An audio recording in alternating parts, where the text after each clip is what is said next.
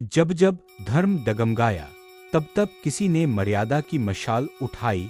रामायण वो ग्रंथ है जहां हमें केवल भगवान राम की कथा नहीं मिलती, बल्कि हर संबंध, हर मूल्य और हर धर्म का गूढ़ ज्ञान मिलता है। यह एक ऐसी आध्यात्मिक यात्रा है जो हमें भक्ति रस, कर्तव्य और प्रेम के अद्भुत संगम में ले जाती है। इस ग्रंथ में राक्षसों से अधिक हमारे भीतर के दोषों को हराने की प्रेरणा है। श्री राम केवल एक राजा नहीं, बल्कि एक आदर्श हैं, एक पुत्र, एक भाई, एक पति, एक राजा और सबसे बढ़कर एक धर्मात्मा। आज हम इस दिव्य ग्रंथ रामायण की उन गहराइयों में उतरेंगे जहां शब्द नहीं, दर्शन बोलते हैं। आइए श्री राम की कथा नहीं, उनका संदेश सुनते हैं, एक ऐसी सीख जो हर युग, हर मनुष्य के लिए प्रासंगिक है।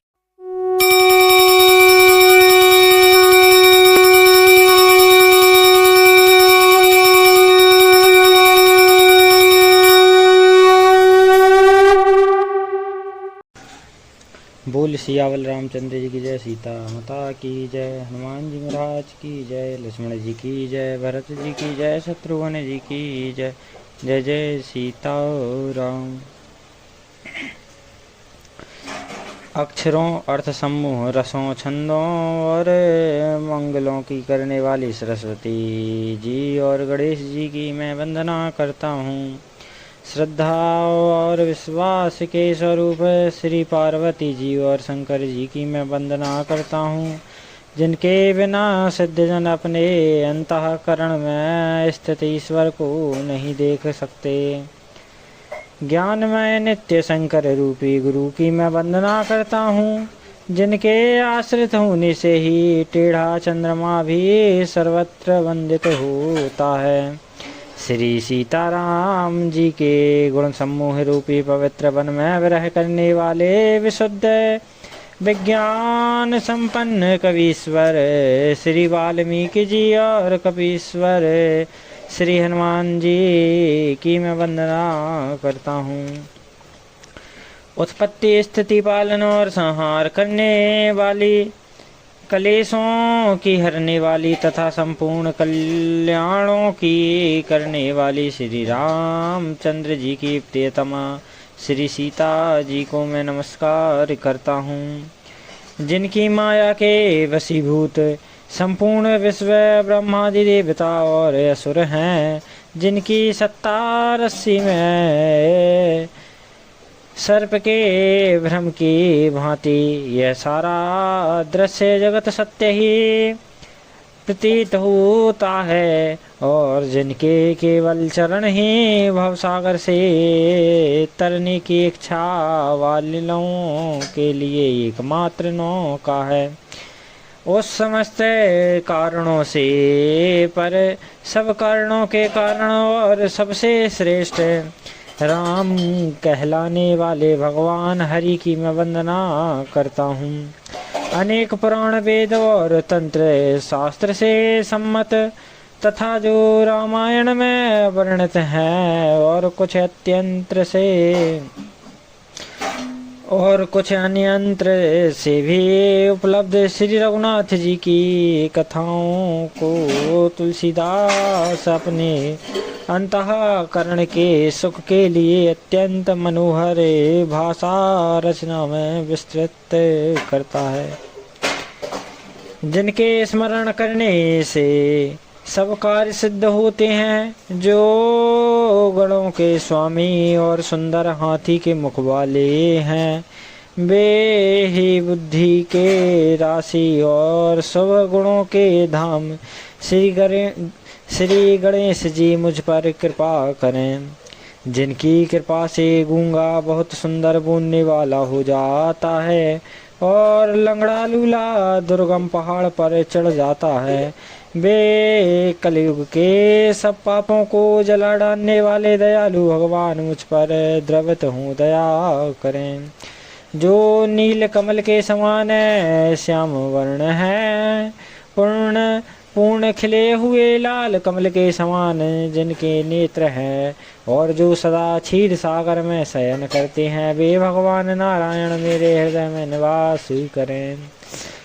जिनका कुंद के पुष्प और चंद्रमा के समान गौर शरीर है, जो पार्वती जी के प्रियतम और दया के धाम है, और जिनका मैं उन गुरु महाराज के चरण कमलों की वंदना करता हूँ, जो कृपा के समुद्र और नर रूप में श्री हरि ही है, और जिनके वचन महामोह रूपी घने अंधकार के नाश करने के लिए सूर्य किरणों के समूह हैं।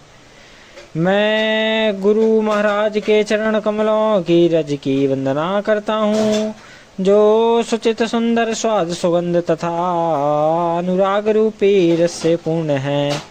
वह अमर मूल्य संजीवनी जड़ी का सुंदर चूर्ण है, जो संपूर्ण भवरोगों के परिवार को नाश करने वाला है।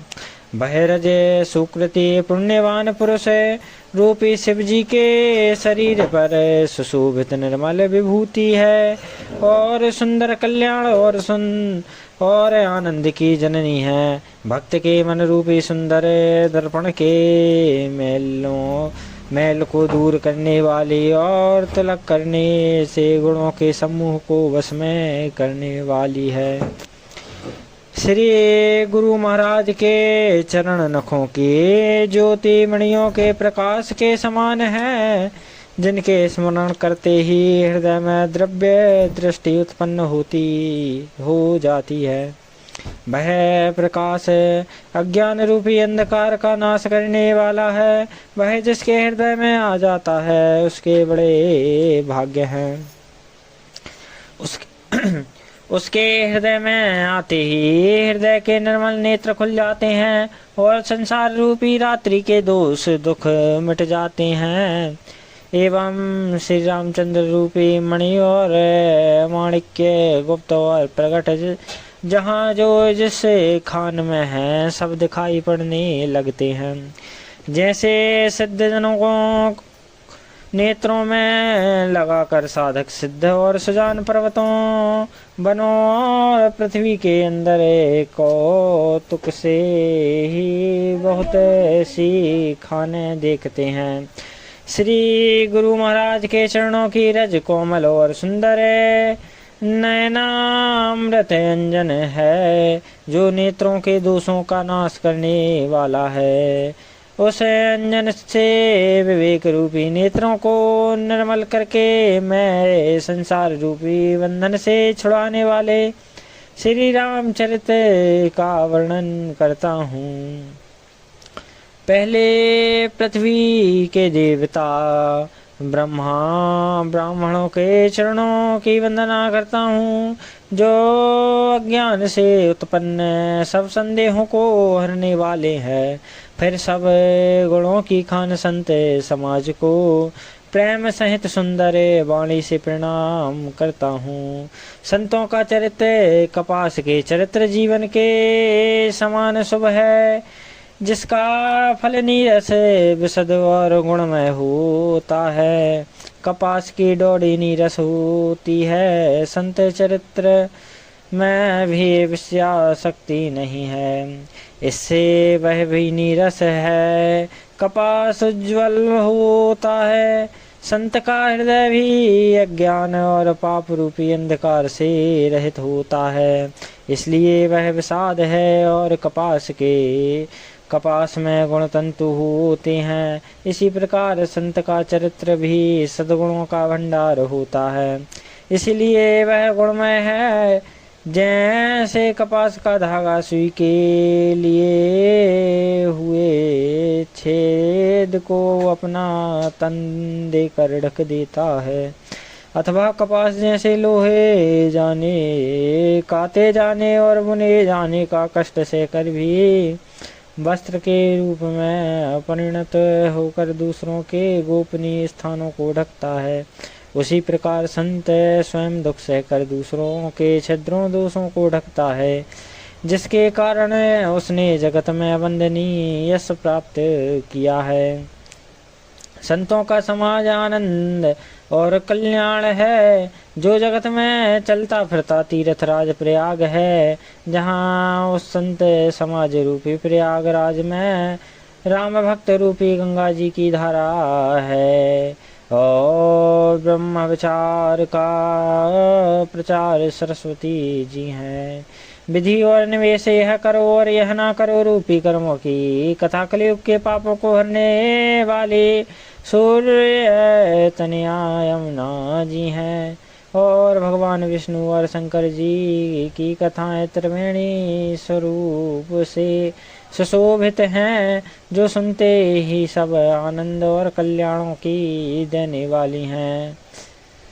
उसे संत समाज रूपी प्रयाग में अपने धर्म में जो अटल विश्वास है, वह अक्षय वट है। और सब कर्म ही उस तीर्थराज का समाज परिकर है। वह संत समाज रूपी प्रयागराज सब देशों में सब समय सभी को सहज ही में प्राप्त हो सकता है। और आदर पूर्वक सेवन करने से कलेशों को नष्ट करने वाला है। वह तीर्थराज अलौकिक और अकथनीय एवं तत्काल फल देने वाला है। उसका प्रभाव प्रत्यक्ष है। जो मनुष्य संत समाज रूपी तीर्थराज का प्रभाव प्रसन्न मन से सुनते और समझते हैं, और फिर अत्यंत प्रेम पूर्वक इसमें गोते लगाते हैं, वे शरीर के रहते ही धर्म अर्थ काम मोक्ष चारों फल पा जाते हैं।